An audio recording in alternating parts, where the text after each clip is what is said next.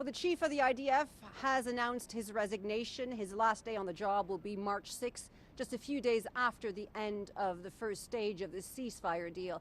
It doesn't come as a big surprise. He said on multiple occasions since October 7th that he would be stepping down because he wanted to take responsibility for the failures of the security establishment on that day.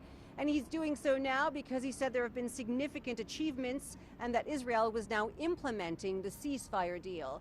It doesn't come as a surprise, but not everyone will see it that way. Having seen Hamas fighters celebrating and parading in Gaza on Sunday, on day one of the ceasefire deal, didn't go down very well here.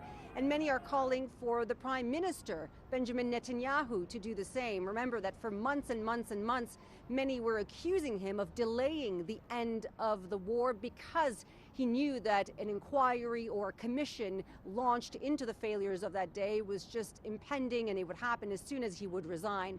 But while there's been sort of a collective sigh of relief regarding the ceasefire in Gaza over to the West Bank, violence in the past 3 days has surged. There are more checkpoints in place, really restricting the movement of Palestinians. Journeys that should take 2 hours are taking, in some cases, 10 hours.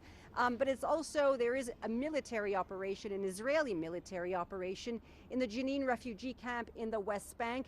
Israelis say that they are rooting out terrorism using lessons learned in Gaza when they were fighting Hamas. So far, at least 10 people have been killed and more than 40 injured. Daniele, Hamamdjian, NBC News, Jerusalem.